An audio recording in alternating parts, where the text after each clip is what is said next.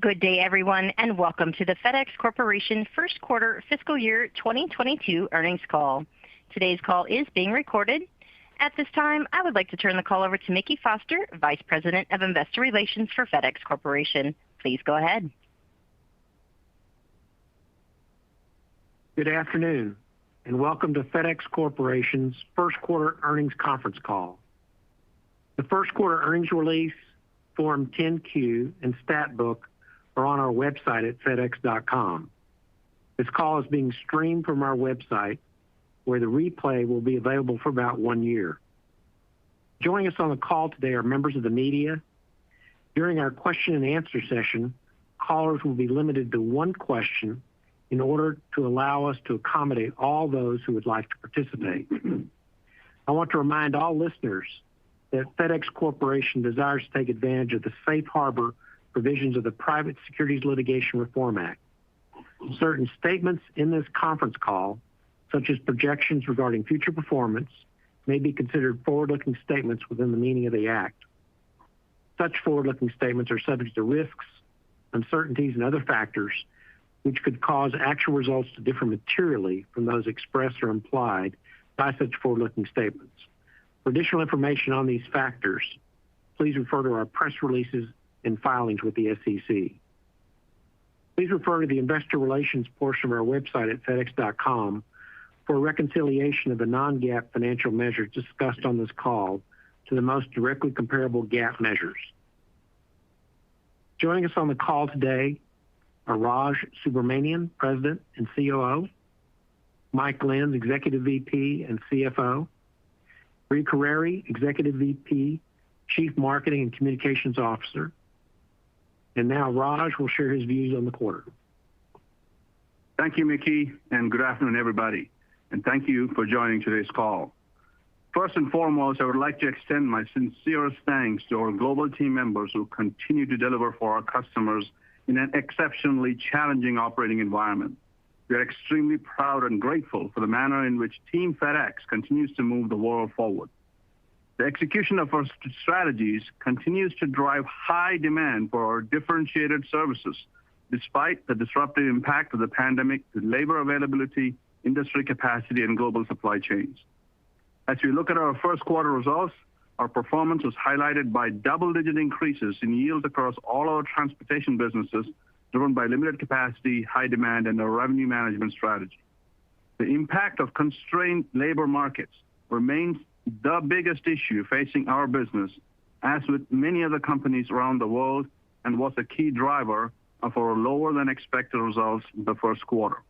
As Mike will share in more detail momentarily, we estimate that the impact of labor shortages on our quarterly results was approximately $450 million, primarily at FedEx Ground. Labor shortages have had two distinct impacts on our business.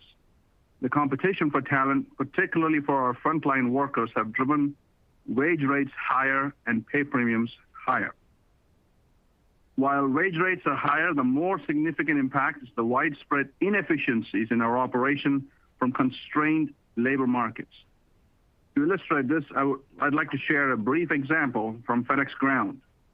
Our Portland, Oregon hub is running with approximately 65% of the staffing needed to handle its normal volume. This staffing shortage has a pronounced impact on the operations, which results in our teams diverting 25% of the volume that would normally flow to this hub because it simply cannot be processed efficiently to meet our service standards. And in this case, the volume that is diverted must be rerouted and processed, which drives inefficiencies in our operations and in turn, higher costs. These inefficiencies included adding incremental line haul and delivery routes, meaning more miles driven, and a higher use of third-party transportation to enable us to bypass Portland entirely. Now that's merely one example. Across the FedEx Ground network, there are more than 600,000 packages a day being rerouted. We anticipate the cost pressures from network inefficiencies such as the one I just illustrated to persist through peak as we navigate the labor market and impacts of new COVID waves. Overcoming these staffing and retention challenges is our utmost priority as they not only affect our cost structures and operational efficiency, but are also having a negative impact on service levels. As such, we're taking bold action across the enterprise to hire and invest in our frontline team members as we prepare for the peak season ahead. These actions include targeted pay premiums, particularly for weekend shifts, increased tuition reimbursement, sponsorship of a national hiring day on September 23rd as we seek to hire 90,000 additional positions ahead of peak, detailed volume and demand planning with customers to drive additional sorts to alleviate congestion, and expanding network capacity, which I will touch on shortly. Based on these actions, combined with our expectations for improving labor conditions, we do anticipate gradual improvement in our operational efficiency as we turn into the new calendar year. During the first quarter, the team continued to execute on our strategy, even amid the challenging operating environment. As e-commerce drives higher demand, we continue to strategically invest in our network to boost daily package volume capacity, increase efficiencies, and further enhance the speed and service capabilities of our networks. Our investments continued in Q1 as FedEx Ground expanded its physical footprint with a new state-of-the-art hub in Chino, California, which began operations in August. This fully automated hub includes large package sortation, has the capability to process up to 30,000 packages per hour, and is strategically located to help address ongoing port congestion challenges. FedEx Ground also continues to see year-over-year improvement in last mile efficiency, driven by a 2.4% increase of packages delivered per hour compared to Q1 last year, thanks to route optimization technology. As we move into Q2, we are meticulously planning for peak season ahead, including close collaboration with customers to build solutions to enable them to succeed. We expect to have substantially higher ground capacity this peak season due to our investments in FedEx Ground's infrastructure. This includes the addition of more than a dozen new automated facilities and several other sortation equipment expansions in addition to the Chino hub that I already mentioned. Several key technology projects are also slated for completion this fall, including the modernization of multiple sortation, transportation management, and safety systems, which will help to increase ground's network capacity by hundreds of thousands of ADV, as well as its flexibility and resiliency. This brings a total capacity increase of more than 1 million average daily volume compared to last peak. Another significant opportunity in our growth strategy is the improvement in the profitability of our international express operations. We reached a significant agreement with the social partners at our Liège express operations regarding the intended European air network transformation. This is an important milestone in the completion of the air network integration, which remains on track for completion in spring 2022. That'll bring the physical network integration of TNT into FedEx to a close, and when combined with the benefits of a previously announced European restructuring, provides significant upside in our international profitability moving forward. In summary, we're taking bold actions in the short term to navigate through this highly uncertain environment. We remain committed to long-term shareholder return, and we are very confident in our strategy for the following reasons. We have a differentiated portfolio of services to attack the fast-growing e-commerce market. Our business model gives us the framework to be very successful in this regard. In fact, we are working strategically with several retailers to deliver a win-win-win solution. Win for the retailer, win for the end consumer, and win for FedEx. For instance, we recently partnered with a large retailer to create a common data platform that drives optimization of our combined assets and enhancement of visibility and predictability to the end customer. Further, as the day-definite residential volumes grow in our network, there's increasing opportunity to collaborate across our operating companies to improve efficiency by better utilizing our assets. Another upside for FedEx is international, as the completion of our physical integration in Europe provides an inflection point for profitable growth. And finally, we are in the early stages of unlocking value from digital innovation. We're confident that this will play a significant part in success of FedEx for years to come as we make supply chains work smarter for everyone. Our strategy is sound and positions us well for improved returns as we move through fiscal year 22 and beyond. With that, let me turn it over to Brie. Thank you, Raj, and good afternoon, everyone. Our first quarter commercial results were very strong, with 14% revenue growth and double-digit yield improvement in our transportation segments. These results reflect the positive backdrop for growth in the parcel market, including a very healthy pricing environment. For fiscal year 22, FedEx revenue was forecasted to pass $90 billion. Further, we are forecasting that the U.S. parcel market will grow to 101 million packages a day by calendar year 2022, which is year-over-year growth of 12%. These market projections are slightly lower than last quarter as e-commerce percentage as a percentage of retail declined. We saw a shift to in-store shopping and buy online, pickup in store, and spending and services, of course, increased. However, despite this moderate change in e-commerce growth, the secular trend of e-commerce growing as a percentage of retail will continue to drive healthy parcel market growth. We are forecasting a 10% annual growth rate of U.S. domestic market volumes through 2026. At FedEx in the first quarter, total U.S. domestic package volumes increased year over year by 1.5%. At Express, our total U.S. domestic package volume grew 7% year over year. Total FedEx Ground volumes were relatively flat in the quarter. However, I'm very proud as we proactively managed our capacity for higher yielding commercial and home delivery services. In fact, FedEx Ground commercial volumes grew double digits in the quarter. In the first quarter of fiscal year 22, FedEx total U.S. domestic residential package volume mix was 57% versus 62% a year ago. U.S. B2B mix improved year over year in the first quarter of fiscal year 22 as B2B volumes continue to recover with inventory replenishment and manufacturing rebounding as the economy opens. B2C mix continues to remain higher, however, than pre-pandemic levels. In Q1, FedEx Freight revenue increased 23%, driven both by increased volume and higher revenue quality. A huge shout out to the FedEx Freight team. Great job, team. FedEx Freight Direct continues to gain incredible momentum. Turning now to our revenue quality strategy. The continued constrained capacity in both the U.S. domestic and international markets has led to a very favorable pricing environment. We are focused on protecting and growing volume in high-yielding commercial segments, including commercial ground and small and medium segments.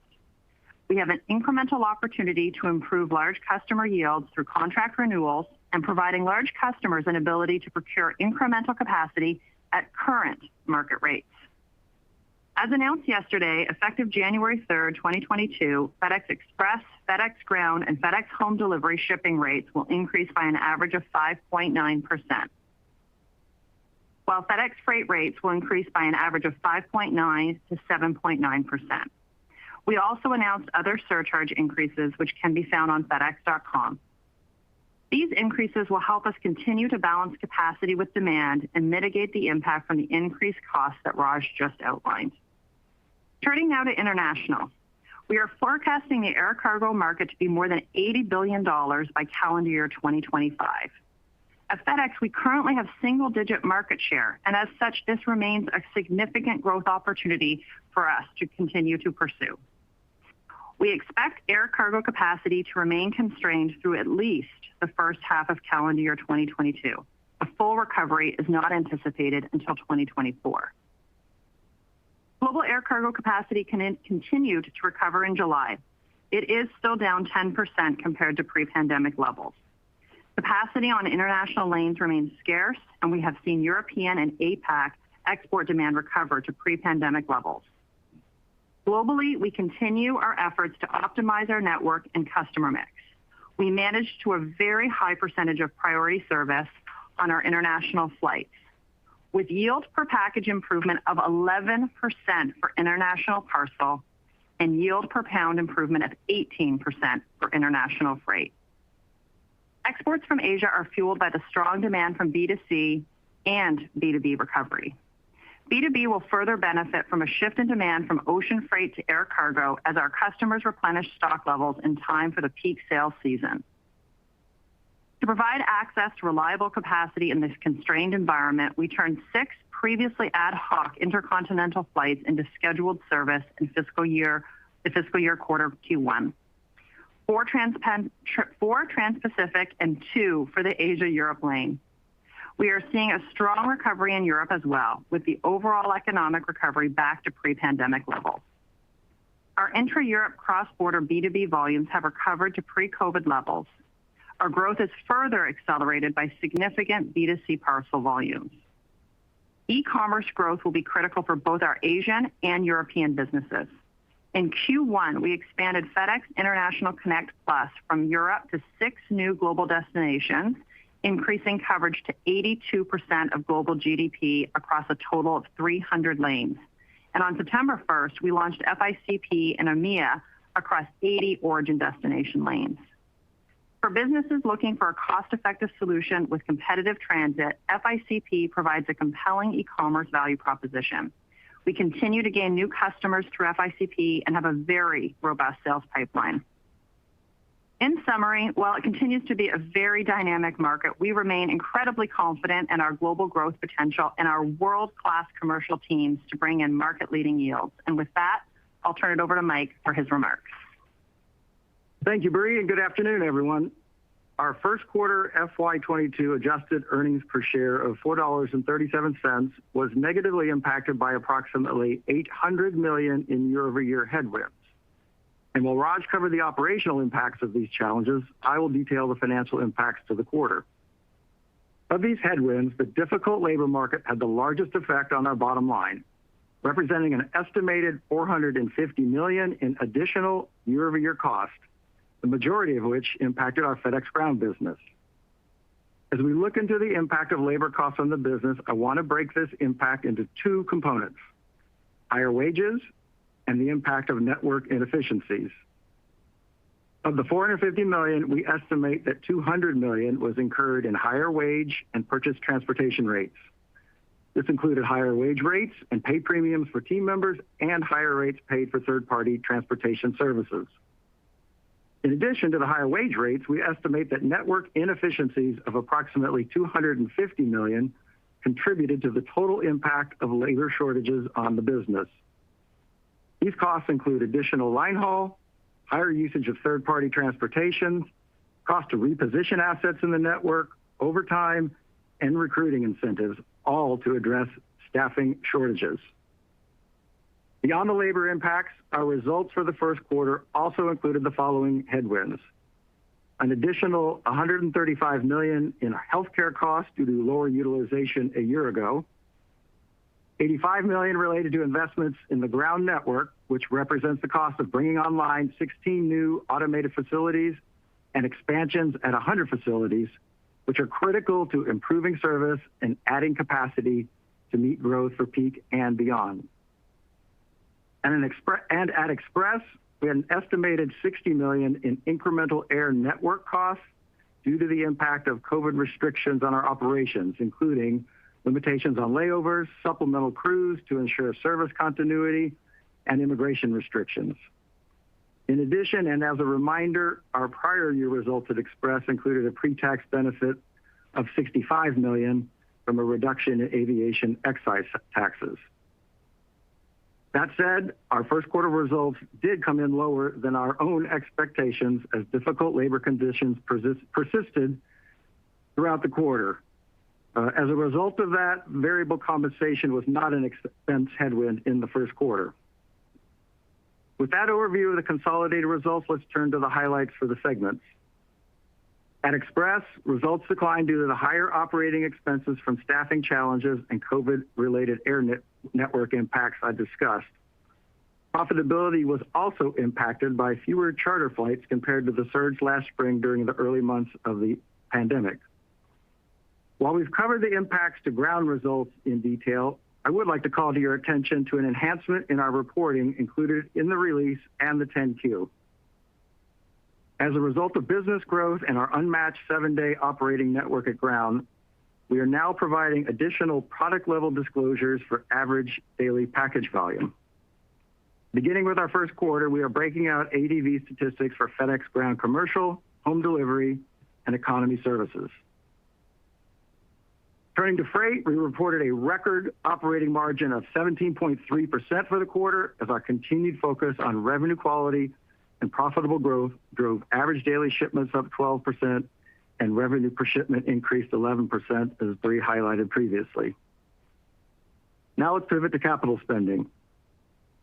During the first quarter, we spent $1.6 billion in capital as we continue to invest in our strategies for profitable growth, service excellence, and modernizing our digital and IT platforms. Our capital forecast for fiscal 22 remains at $7.2 billion and less than 8% of anticipated revenue. It includes the following key elements. First, more than 50% increase in capital spending at Ground year over year for capacity expansion and new facilities to capture opportunities from growing e-commerce business. And second, fleet modernization at Express with continued investment in 767 and 777 aircraft, which not only has a high financial return, but is an important part of the strategy to reduce our carbon footprint. In evaluating capital investments, our return on invested capital on existing capital and new projects is a critical metric to managing our business. And we have a rigorous approval process in place on all new capital projects. As we look at investments, we set the internal rate of return hurdle above our weighted average cost of capital, which varies based on the nature of the project. For example, an investment in replacement capital would have a lower hurdle rate than growth capital. Capital returns has always been an important metric to managing the business, both historically and in the future. We ended our quarter with $7 billion in cash and are targeting over $3 billion in adjusted free cash flow for FY22, which puts us on pace to deliver over $7.5 billion in adjusted free cash flow for FY21 and 22 combined, far exceeding our historical levels. We continue to focus on thoughtful capital allocation and strengthening our balance sheet in fiscal 2022. During the quarter, we repurchased 1.9 million shares, totaling roughly $550 million, and are targeting approximately 1 million additional shares for the balance of the year. In addition, we plan to make a $500 million voluntary contribution to our pension plan this year. We are lowering our fiscal 2022 guidance to reflect our first quarter results, which were lower than our expectations. As we look to the rest of the fiscal year, we expect certain factors to extend longer than we originally forecast in June. So, for fiscal 22, we are now forecasting earnings per share of $18.25 to $19.50 before the mark-to-market retirement plan accounting adjustment, and earnings per share of $19.75 to $21 before the mark-to-market adjustments and excluding estimated TNT integration expenses and costs associated with business realignment activities. And our effective tax rate projection is approximately 24%, again, prior to the mark-to-market retirement plan adjustments. While our outlook reflects more uncertainty moving forward, it represents adjusted year-over-year EPS growth ranging from approximately 9% to 15.5% following our record fiscal 2021. As you all know, we are navigating an inherently uncertain macro environment and managing several unknowns. The pace, shape, and timing of global economic recovery, given the dynamics of the pandemic, including the spread and response to new and existing COVID variants, the uneven nature of global government restrictions, disruptions to global supply chains, and of course, recovery in labor availability. Our forecasts assume continued growth in U.S. industrial production and global trade, a gradual improvement in labor availability, current fuel price expectations, and existing tax regulations.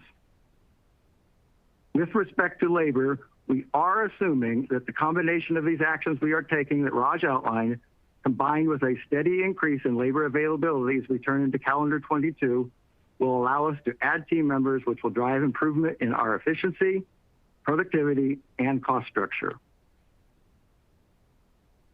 While we are not providing specific second quarter EPS guidance, I do want to highlight a few key assumptions within our outlook. Overall, for the second quarter, we anticipate a similar level of headwinds in Q2 as we experienced in the first quarter, as the challenges and impacts to our operations from the labor shortages are expected to persist through the rest of calendar 2021. Consistent with the first quarter, we also expect headwinds in Q2 to be driven by our expansion at Ground, higher healthcare expenses, COVID-related air network inefficiencies at Express, and the benefit in the prior year of reduced aviation excise taxes. That said, while these headwinds will persist in the second quarter, we expect strong performance in the second half of fiscal 22. We remain confident that our long-term strategies will allow us to realize the benefits of growth investments in the future. And next, we'd be happy to address your questions. And ladies and gentlemen, if you'd like to ask a question, please press the star key followed by the number 1 on your telephone keypad. If you're calling from a speakerphone, please make sure your mute function is off to ensure your signal can reach our equipment.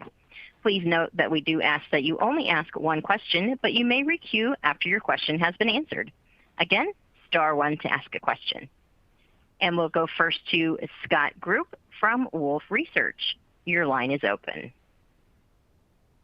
Hey, thanks. So guys, it strikes me that everybody in transportation right now has a lot of pricing power, and everyone's dealing with tight labor capacity and inflation, but every other transport company is reporting margin improvement and earnings growth. So I guess my question is, why do you think you're seeing a bigger impact than anybody else in transportation? And outside of just adding more capacity and spending more, what sort of meaningful, significant changes do you think you need to make, or are you contemplating making, to start realizing more sustainable improvement in margin, earnings, returns, all that?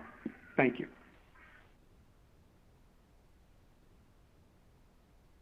Let me start by saying that we definitely do not see this as an us versus them situation at all. In fact, the Minneapolis Fed noted that firms in every sector reported difficulty in attracting labor, and that 68% of the Fortune 100 companies addressed supply chain and labor disruptions over the past quarter.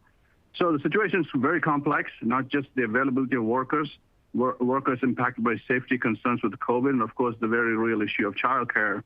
And our labor markets and broader economy cannot function properly, and if schools and daycares cannot stay open. So our approach to our teams and our people-first culture, combined with the flexible operating model and Ground, has positioned us to remain competitive in this market. And we are highly confident that the actions we're taking to address the shortage, as I outlined in my prepared remarks. However, let me just also add that, we are very confident in our strategy. I mean, where the market is growing, we have a differentiated value proposition. We have a network, an operating model that makes it good for us to succeed. And so we are confident in the long-term strategy here. And so Mike said, we expect to see in the new calendar year, the labor availability continue to recover. Mike? Yeah, Scott. I would add, I think you can't just characterize all transportation companies in one singular bucket there and assume that everybody has the same considerations in terms of the nature of the business there. We've tried to explain with great specificity how this operationally impacts us and thus the financial ramifications of that. So look, we fully recognize that the first quarter wasn't what we anticipated. We've taken a number of actions to address that. We will continue to identify further actions, but I will fully say if the circumstances don't change as we identify here, we absolutely would need to revisit the pace of the plans that we have. The strategies are sound, but we would absolutely need to think about the pace of things given the environment that we're operating in. So, I think Bree highlighted the characteristics of what growth is and will continue to be in the business. So that remains the underpinning going forward.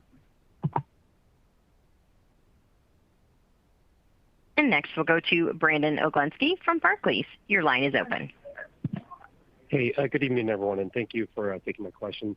Mike, can I just follow up on that? I think the frustrating part from an investor perspective is you guys have definitely seen pretty substantial growth in the past decade, definitely put the capital behind that, but margins are actually lower now than they were, at prior peak. Returns have obviously come down, and we do hear lots of bold actions how to sustain forward growth. But I guess I'm going to ask the question just the same way, like what is being done in a bold way to improve returns and profitability across all these networks?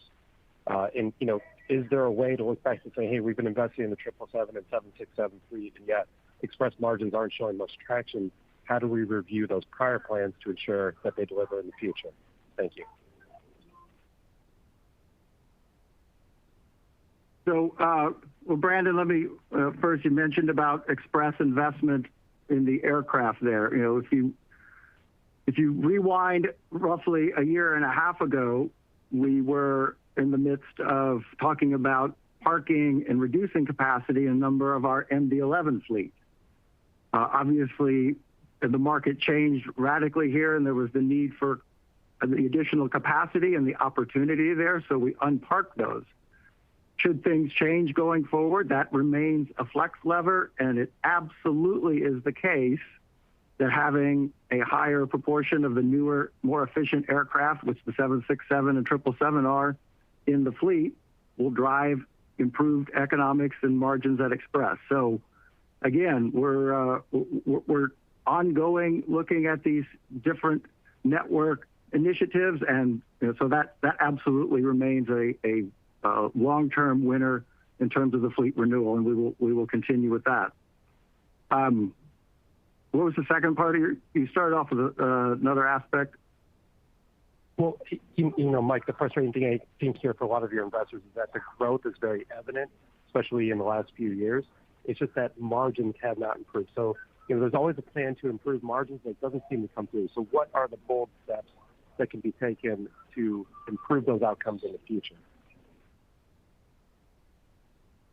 Well, let me just step back a little bit. We had record results in 21 and improved margins. Our guidance, albeit lower than what we shared with you 3 months ago, is if you look at the operating earnings impact, it's double digit at the low end. We had some discrete tax items there. So indeed, we are focused on driving improved margins, cash flows, and returns, and feel that we're projecting another record year on top of a record year. So again, we are absolutely committed to continuing that trajectory. And we'll go next to Chris Wetherbee from Citi. Your line is open. Hey, thanks for taking the question. I want to ask about costs. It might be helpful to kind of run through a number of the items that were impacting the quarter. But if I were to sort of exclude those items and look at sort of the cost inflation on the package business, the express and ground package, it still looks like I'm getting about 9% cost inflation on essentially flat volume. So I was wondering maybe if you could help us understand X some of the items that you've talked about. What's driving the cost inflation at such a high level when we're not seeing the volume growth in those individual segments? And maybe do you expect that to sort of change? And do you think margins expand in both of those segments for the full year? Well, let me take a swing at that first. So, as it relates to the cost inflation and taking that category broadly, let me just clarify what's in our outlook. The network inefficiencies inherently are contributing to that cost increase that you're talking about. We expect those to mitigate and work away. In our outlook that we're giving you here, we're not assuming any change in terms of the current labor market, in terms of wage rates and that. So, just to give you an illustrative example here, a year ago, our package handlers at ground, we are paying an hourly rate that is 16% more than previously. At our Express major sort locations, the hourly rate is north of a 25% increase. So that is the reality of the labor market right now. And so thus, as Bree highlighted, we are taking a number of actions to recognize and address that. Maybe if I help talk through as we go through the year here, I think maybe part of what you're also there. So again, like I said, more efficient operations as we go through the year. The pricing actions that we announced yesterday, combined with our ongoing efforts, those largely will impact the second half of the year. Raj highlighted a number of the adaptations we're making in our operating plans, as well as some of the technology and other initiatives we're bringing on to execute more efficiently. And then, just to tie off some aspects here, we will have some tailwinds in the second half. You may recall we had the severe weather situation in the third quarter of last year. Variable comp will be a tailwind in the second half of the year.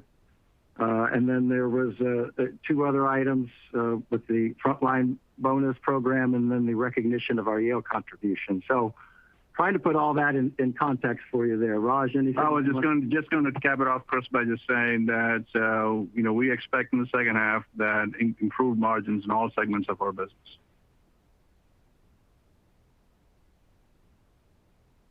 And next we'll go to Ravi Shankar from Morgan Stanley. Your line is open. Thank you. I just wanted to follow up on basically the last comment because, again, some of those items that point to the second half being materially better, like the yield contribution, the variable comp, those don't seem operational. Those are like almost one-time-ish. So I'm just trying to get a sense of how you have such confidence in second half being significantly better than the first half. And the reason I'm asking the question is because you basically cut your full year guidance by approximately the magnitude of the first quarter mix, which doesn't necessarily imply that you expect to be able to offer this.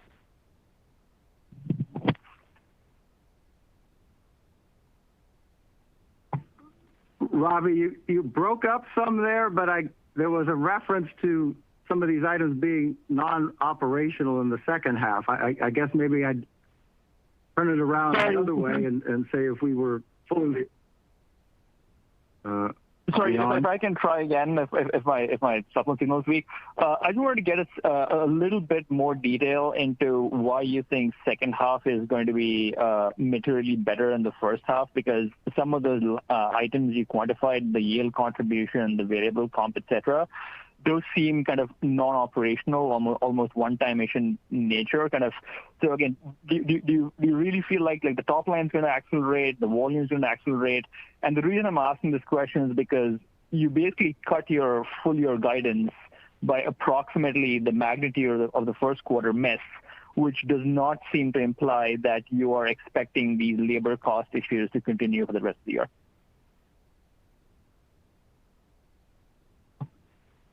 Well, we're not sitting on our hands amidst these circumstances. We're taking actions to mitigate it. So I wouldn't characterize it as just singularly looking at Q1 and changing as a result of the outcome of that. So we're aggressively managing every aspect there.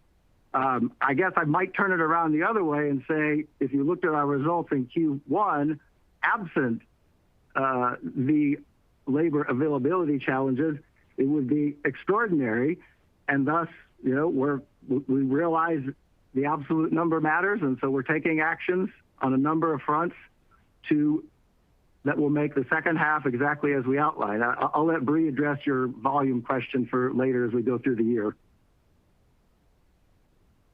Yeah, I guess the only thing to add is, we're still pretty bullish on the volume growth and our ability to take share both domestically and internationally.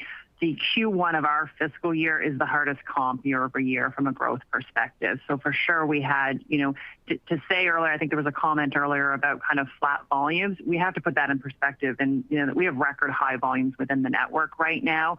As we look towards peak, we're going to see growth on, what was a tremendous growth at peak last year. So we're pretty confident in the volumes. And again, to complement what Mike shared as a reminder, a lot of our increase, our GRI will happen in January, so will happen in the back half, which is obviously a big driver of back half performance. And then a couple of things. John's got some great technology that's coming into market as we head into peak and in the back half. It's going to help us be more productive. And Karen Reddington and the Europe team has some incredible work going on as they finalize the integration of the air network. And we've got some other work going on there to improve European profitability. So we are pretty confident in the back half of the year.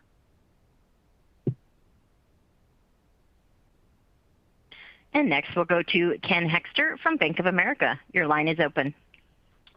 Hey, thanks.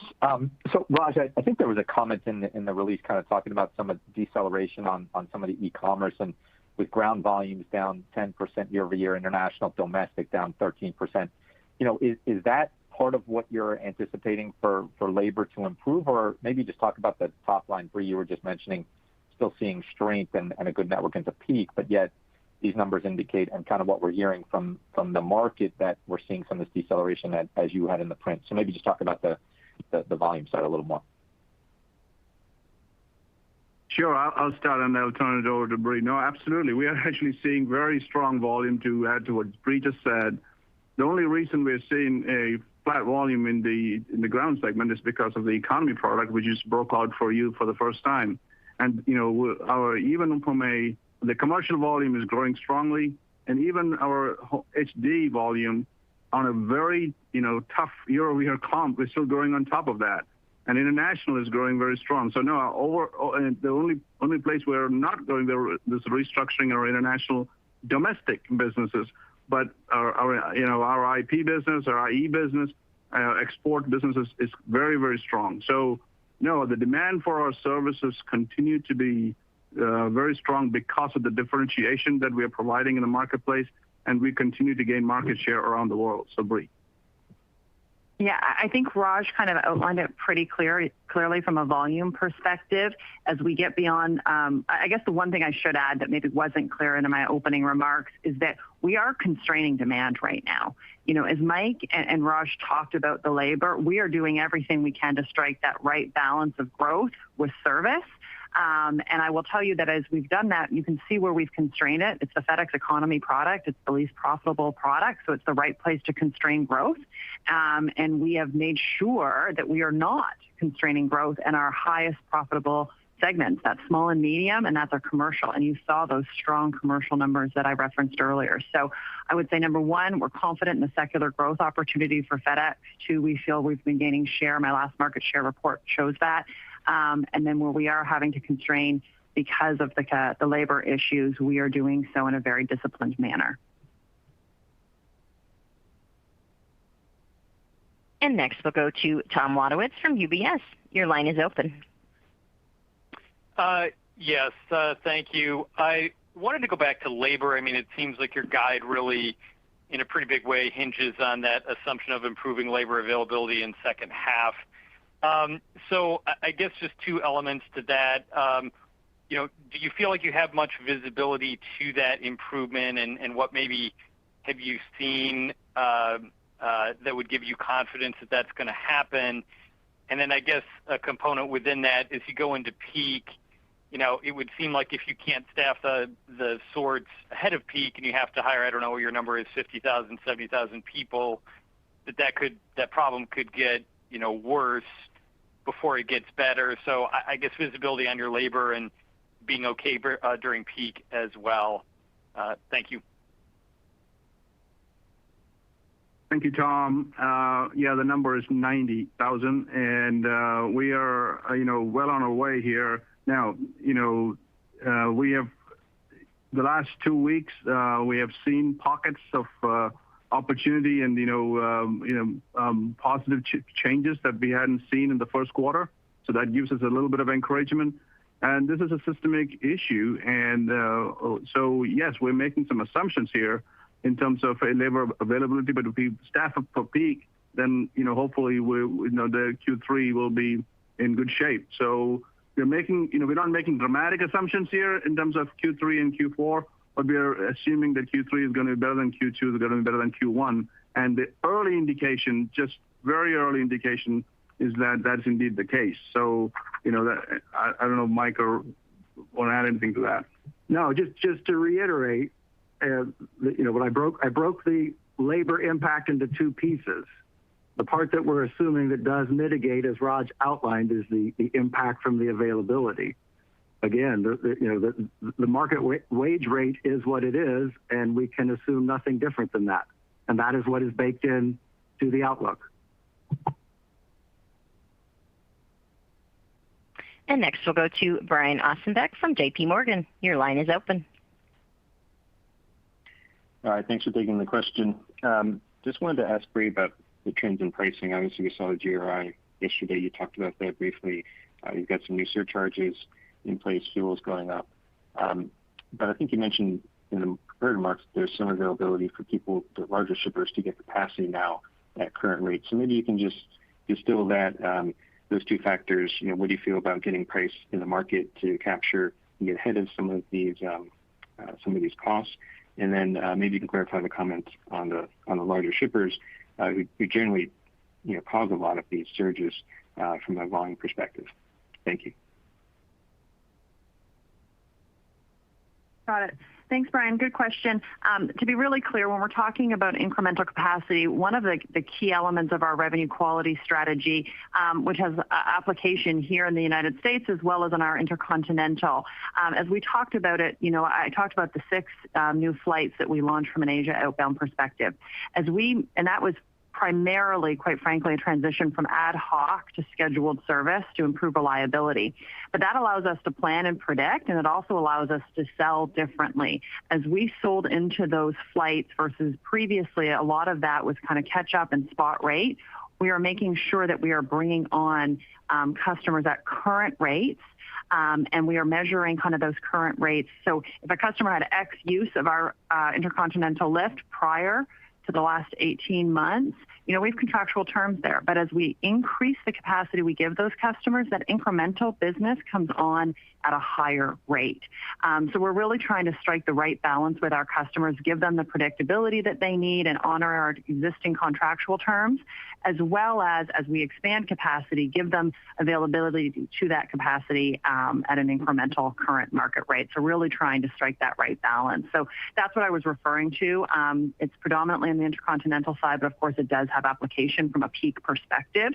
As we've brought on new customers this year and we look at our surging customers, they obviously, those peak surcharges help them get the capacity they need so they can have a successful peak. I hope that helps answer your question. And next we'll go to Jordan Alliger from Goldman Sachs. Your line is open. Yeah, hi. Just, on the new ground buckets that you've broken out, can you maybe talk a little bit about the 3 pieces and would you expect going forward, roughly similar trend lines with the commercial sort of outpacing everything, but still positive on the home delivery? And as you mentioned, the constraining capacity to keep limiting the last piece of the business. Great question. So for this fiscal year, as we talked about, inventory levels are at an all-time low, and all of the economic indicators that we're tracking saying that we're going to have a very strong commercial year here in the United States as well as in Europe, and of course that's also going to drive our intercontinental business. So for FedEx Ground Commercial, we are expecting a strong growth year. From a home delivery perspective, I do think that you will see we will say moderate growth for home delivery given the lapping of last year's very, very strong growth. So I think you're going to see some good home delivery growth. And from an economy perspective, this particular quarter, you saw the 30% year-over-year decline. I do not think you will see that trend continue. John and I are working. We've got some really great new technology coming to market, a new feature called Sort to Due Date, which is going to allow us to really move economy through the FedEx Ground system at a different pace and continue to lower the cost. So I think you'll see us find a better balance of the economy to home delivery. But directionally, commercial will grow the fastest, followed by home delivery, followed by economy as we think about this fiscal year. And next we'll go to David Vernon from Bernstein. Your line is open. Hey, good afternoon. Bree, just following up on that sort of growth outlook. You put out some numbers out there on 10% market growth, I think, in residential for the next couple of years. Is it your expectation that pricing and the operation will be at a point where you can kind of participate at an above-market growth rate from, once we get past this period of volatility, or do you intend to kind of grow the ground business maybe a little bit lower than the overall market as some other competitors have capacity at the lower end of the service spectrum? That's my favorite question yet. Yes, our intent, we have the best value proposition in the market. We have the best 7-day transit and coverage in the market. We feel really good about our value proposition. As I mentioned earlier, we are actually right now controlling demand because we're trying to balance service in the current labor environment. So that is absolutely our intent. The market is growing. We've got, a great value proposition. I can't think of a better time to lean in to growth here in the United States. And we'll take our next question from Todd Fowler from KeyBanc Capital Markets. Your line is open. Great. Thanks and good evening. Mike, I understand, kind of the thoughts around not being too specific about quarterly guidance, but I do think from a street perspective, kind of the volatility from quarter to quarter can be an issue. So I just want to make sure, are you saying that in the second quarter you're expecting a similar $800 million magnitude of year-over-year headwinds? And then secondly, when we think sequentially the second quarter operating income is flat or down a little bit from the first quarter, is that going to be a similar cadence this year? Are there some other things that we should think about just as we move into the second quarter from a seasonal standpoint? Thanks. Sure, Todd. Yeah, no, that's a fair characterization when I said that the headwinds would be similar, that the $800 million. Look, the pandemic and many other factors impacting our market, including the supply chain disruptions, I think you have to kind of take pause in terms of assuming typical seasonality across the board. Yes, there's a degree of that you will see, but I would say you can't just rely upon that because the dynamics are much more fluid than they were, and that's why we're trying to outline that as best we can. But we're navigating those changes along the way, but we're very confident in what we shared with you. And next we'll go to Amit Mehrotra from Deutsche Bank. Your line is open. Hey, I just wanted to follow up on that last question. So just to understand, so you're obviously entering peak season, higher B2C mix, margin pressure, density pressure. So you typically see a pretty notable step down in ground margins, fiscal 1 to 2Q. Is that the same cadence? I mean, because 1Q is obviously pretty low to begin with. Just trying to get an understanding of that. And just as a high level, do you think ground margins can be up year over year this year? Thanks. So, Amit, I'm just going to stick with it. We're not giving a margin forecast. What we outlined was that we expect operating profit to be up in all the transportation segments. So I'm not going to get into giving a specific margin forecast by quarter. And again, the seasonality is we don't think it's value added to kind of get into trying to parse that at a level of precision given the dynamics of the market right now. And next we'll go to Helane Becker from Cowen. Your line is open. Thanks very much, operator. Hi, everybody, and thank you for the time. So we've been actually doing a lot of work, as you know, in the China area, and you guys have about 30,000 people employed there. I think it's getting increasingly more difficult to work there. So can you just talk about how you're thinking longer term about being in that market versus moving more capacity offshore to places like where you have regional sorts like Japan or back to the Philippines? Thank you. Thank you, Helane, for that question. We actually have 12,000 employees in China. We have, as you know, we have been in business in China since 1984, and we have, serving our customers there in this extremely important market.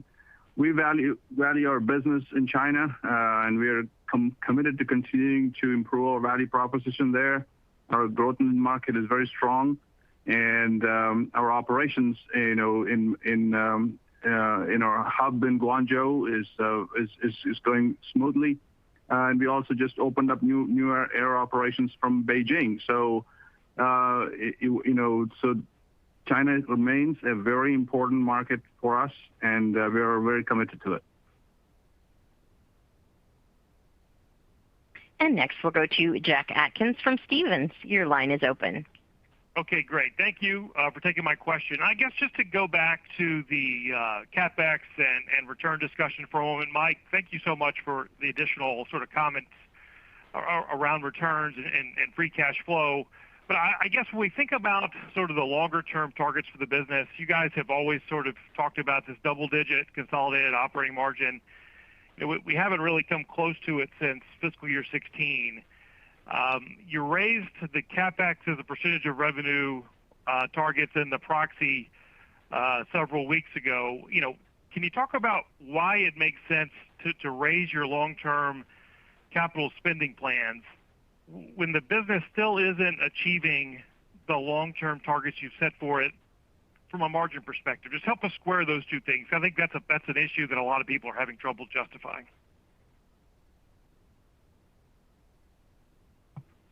All right. Well, Jack, first, look, let me just say, because you brought up about ROIC, and I'll expand a little bit on the remarks I made earlier there. We're obviously referencing to our WACC when we compare our ROIC, which we put in the 7 to 9% range, which I think is consistent with what we see in many of your analysis. But when it comes to the ROIC itself, there's a number of different approaches and methods that practitioners use. So there tends to be variability in the absolute as well as the comparative measurements. But that said, we're revisiting the various aspects of that so that we can maybe expand the context around our discussion of the topic. But I will say, regardless of how you calculate it, our ROIC does remain above our WACC. So, so you ask about the LTI plan. Look, I'm not going to speak on behalf of the board, but I will give you some context around partly about what I mentioned too 3 months ago. So again, we had record earnings in fiscal 21 amidst an unprecedented global pandemic and delivering the life-saving vaccines around the world. And we've talked about the radical changes in supply chains, customer expectations, and all that. So we did indeed accelerate purposefully some investment opportunities for capacity expansion and, of course, the replacement of the aircraft I mentioned before. So as I did specifically say on the June call, the FY22 to 24 LTI plan was set at 8% to account for these opportunities. And that target, it is below our historical capital intensity. Fiscal 21 was 7%, but that was the lowest in 10 years. So again, there's absolutely a focus on returns. And, I think that we will continue to address your considerations there. And I would also highlight, because there was a question earlier about ground and investment there, and we're making returns there. We talked a lot about how we're utilizing our assets differently, more efficiently, investing in smaller units of capacity. We've had the one single hub, but there's no other hubs on the drawing board. Ground can generate a higher ROIC at different margin levels than it did, call it 8-9 years ago. So again, that absolutely factors into how we look at these things. And next we'll go to Allison Poloniak from Wells Fargo. Your line is open. Hi, good evening. Bree, I think you had mentioned a low single-digit share internationally. It's certainly a unique environment, limited capacity. Can you maybe talk to how you're focused on expanding share, things you're doing there, but more importantly, what you're doing to try to retain some of that share you're capturing today, once capacity eases at this point? Yeah, great question. So a couple of things. Number one, when we think about our international business, our largest growth opportunity is Europe. So when we think about what are we doing to gain share, well, first and foremost, we're going to complete the physical integration, which is obviously critical. But when I think about Europe, there's three lines of business. There's the intra-Europe. We bought TNT. It has a very comprehensive and very unique value proposition because it's got the parcel and the freight network intra-Europe to grow our cross-border business, and we're very pleased with the momentum there. From an international perspective, late last fiscal year, we expanded our intercontinental value proposition between Europe and the United States. We now have 90% of businesses in EU17 have access with the fastest overnight service into the United States. So we have the leading intercontinental value proposition from Europe to the U.S. It's a great bundle to sell to B2B or commercial customers, sell the intra-Europe as well as the intercontinental.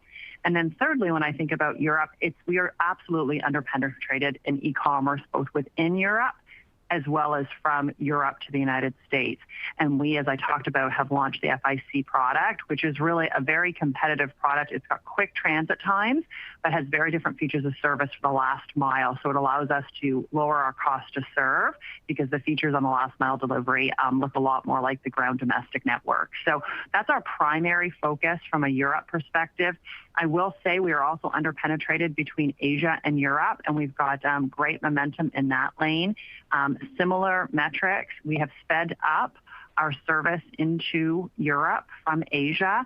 In addition to that, we are launching the FICP product between those countries. Obviously, Asia into Europe is a very large e-commerce market, and again, we're underpenetrated there. Really pleased with the momentum of our FICP product. So I hope that helps clarify.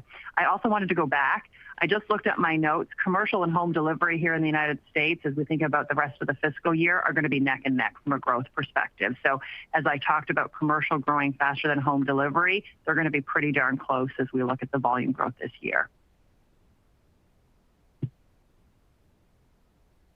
And next we'll go to Bascome Majors from Susquehanna. Your line is open. Yeah, good afternoon. When I look at the LTL freight business, it seems to be performing, much better relative to at least your early expectations compared to parcel.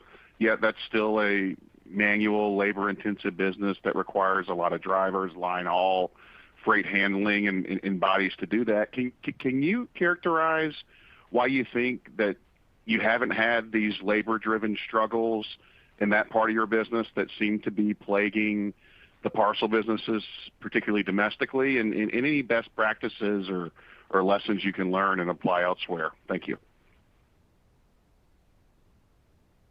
Bascome, this is Mike. So first, I'll let Raj address more broadly, but just to clarify, within that 450 number of the labor impact, there is an impact there for freight in terms of the same considerations that we talked about there. So I don't want to have the takeaway or imply that the freight team isn't dealing with similar considerations there. But I'll also highlight, as I mentioned to Scott early on there, that different networks and different transportation businesses can have different characteristics in that. So Raj, you want to talk about the great things at Freight? Well, we are extremely proud of the FedEx Freight team, and but they're also dealing with exactly the same set of challenges.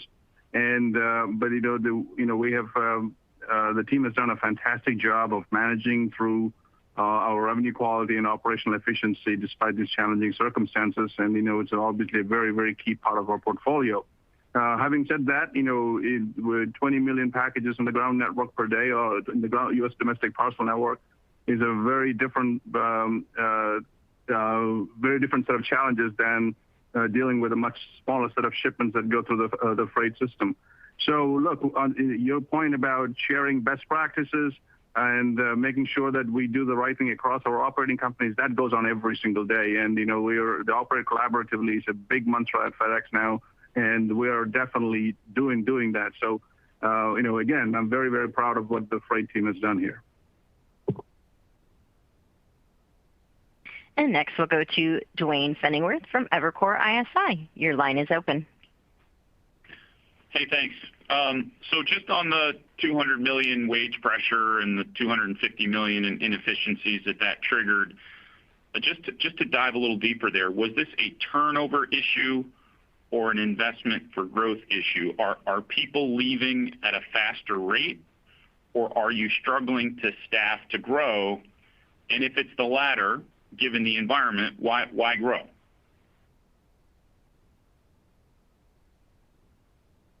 So I think if I understand the question, I mean, it is a staffing availability issue on the $250 million piece of it. For the $200 million, it's the rate.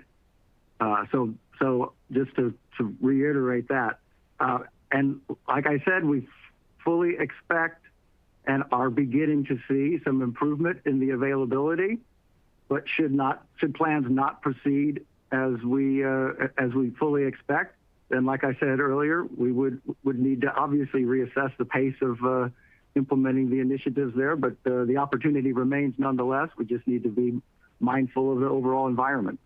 Yeah, and I would just add one line to that is that if that were to happen, there's obviously much broader implications that's way beyond FedEx.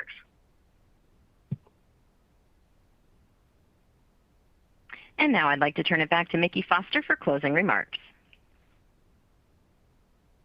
Thank you for your participation in the FedEx Corporation's first quarter earnings conference call. Feel free to call anyone on the investor relations team if you have additional questions about FedEx. Thank you very much. Bye. And that does conclude our call for today. Thank you for your participation. You may now disconnect.